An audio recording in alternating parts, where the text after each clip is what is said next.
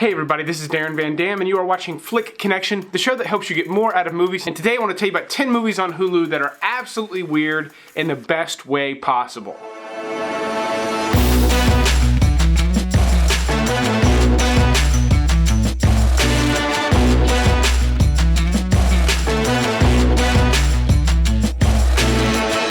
So this is going to be a list of 10 movies that I recommend, but these are so weird. Some of them are not for everybody, but I'll be sure to sort of let you know as I'm talking about them so you can figure out which ones are going to be a good fit for you. Also, before we get started, I do not do Hulu List very often on this channel. However, every single week over at Podia, you follow the link in the description, I do a full list of movies from Hulu, HBO, Disney Plus, Shudder, just a bunch of streaming services, and I prep your week every single week.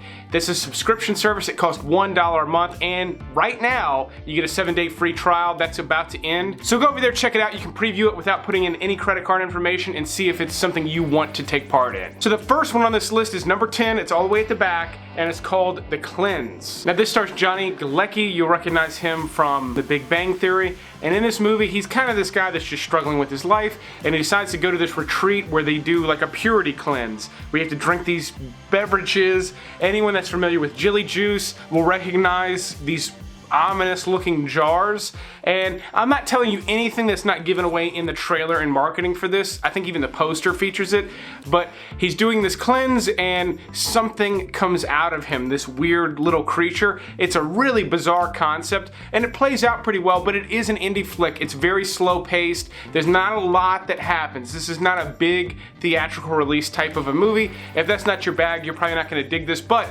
if you clicked on this video and you like really weird stuff, this one definitely fits the bill. And I should also say these are not ranked in order of weirdness, they're sort of ranked in order of how strong of a recommendation I think they are for my audience.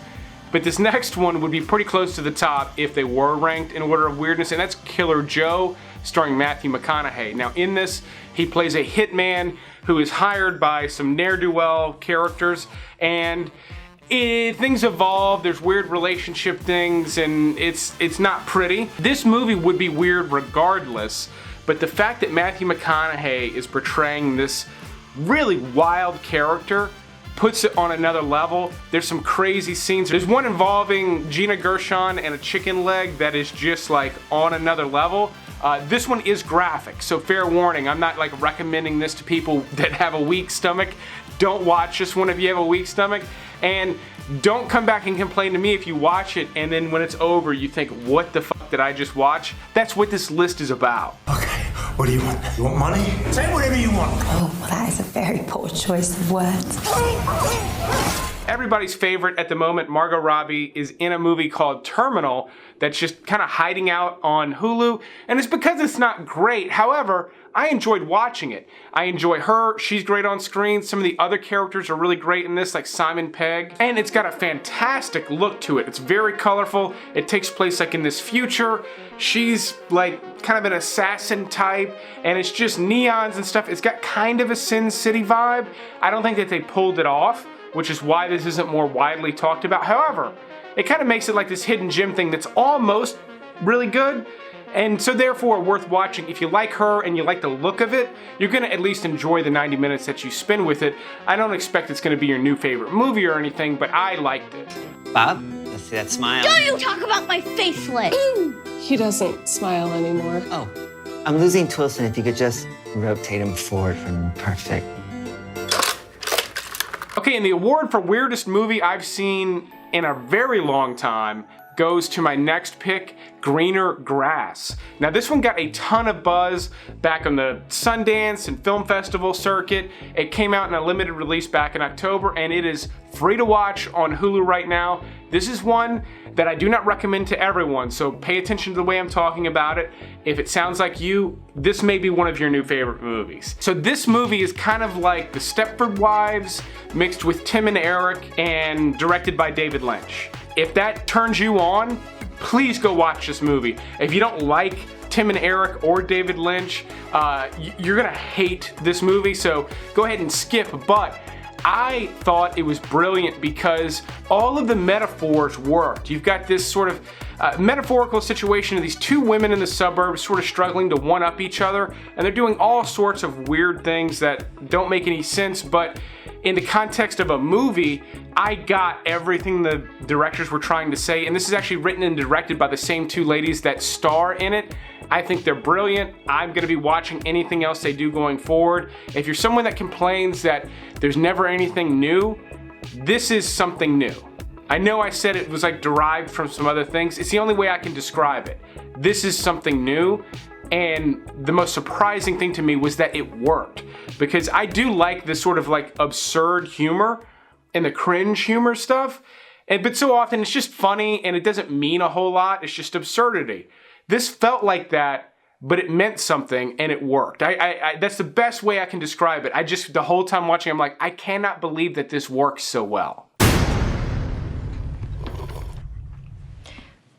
So are you guys gonna kill us or? And I purposely omitted horror from this list because I do plan on doing a horror list for Hulu fairly soon. But villains kind of squeaks into the category. This stars Maika Monroe, who you'll recognize from It Follows, and Bill Skarsgård, who, if you don't know, is Pennywise from the new It movies. So you get a little bit of a horror pedigree there.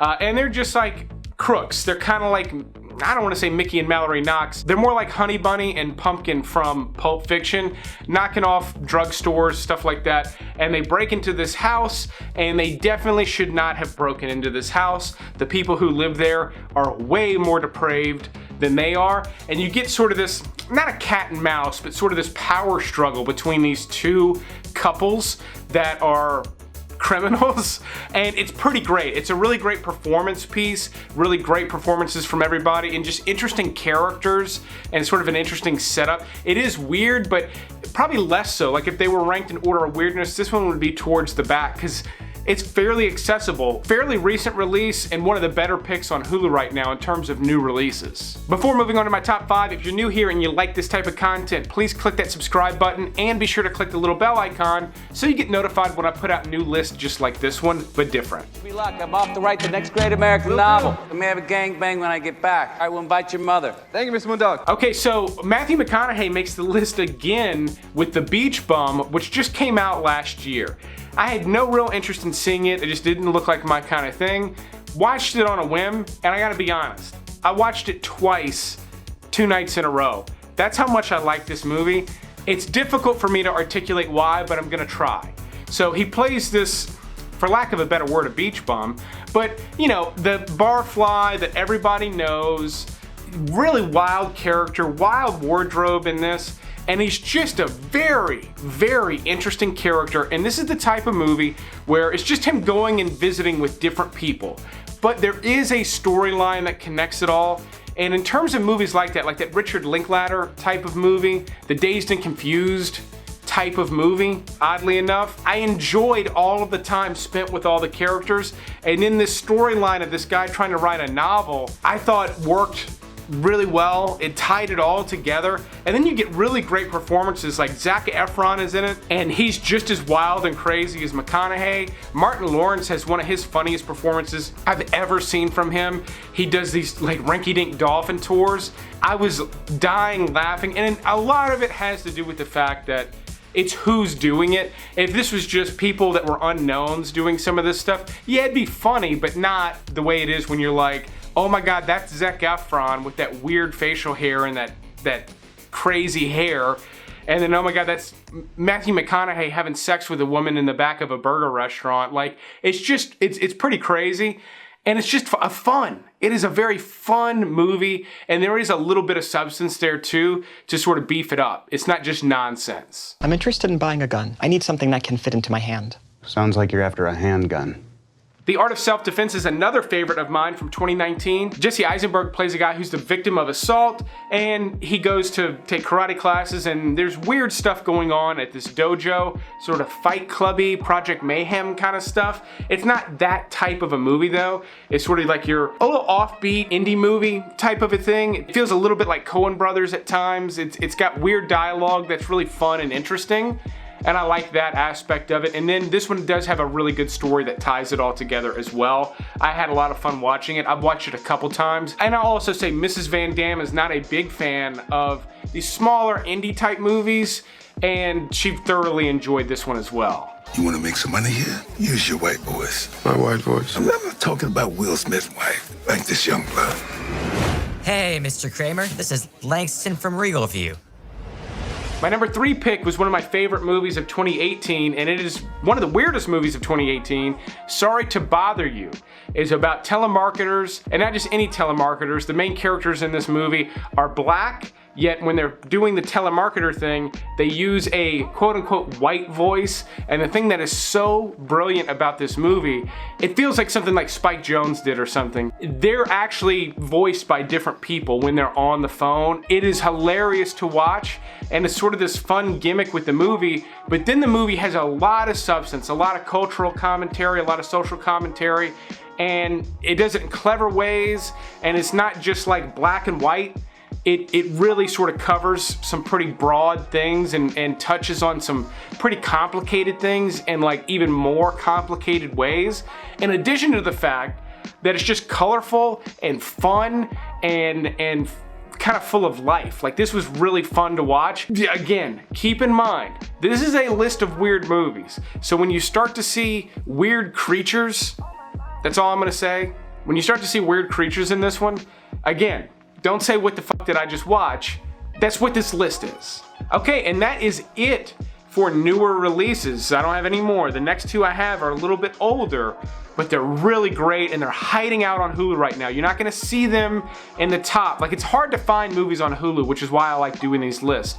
But Gangster No. 1 is a British gangster flick, think kind of like Guy Ritchie, but this one's got a little bit of a Clockwork Orange angle on it. It'll take a while for that to creep in, but Paul Bettany, he's fairly young in this, and he plays a psychotic gangster, and this one's got color and kind of quirky vibes, and he is bizarre.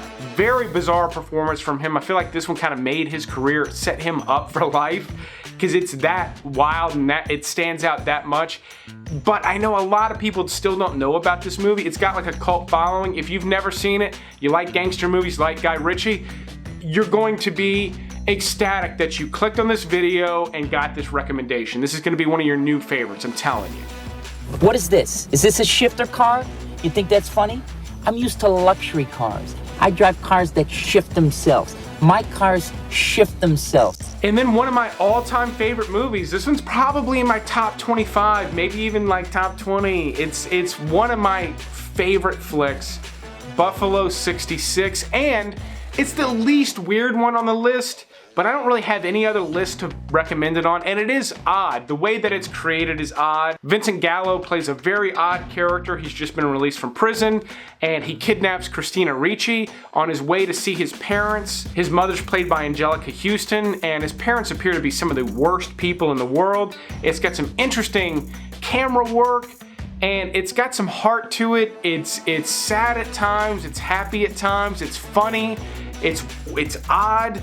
It's so much fun. It's just a really, really great film. If you like my recommendations often, and some of my more offbeat recommendations, not just my big budget recommendations and stuff, definitely watch this movie. I think you're really gonna like it as much as I do. So that is it for the list. I hope you enjoyed this Hulu list. If you did, click the like button or leave me a comment. I'd also like to thank the Patreon supporters. In addition to the things going on over at Podia, we've got people that just wanna support the show. These are their names. Thank them in the comments if you get a chance. But I will keep making videos like this as long as you keep watching them. Thanks for watching this Hulu episode, and you will see me on the next one, which will definitely be a Netflix list.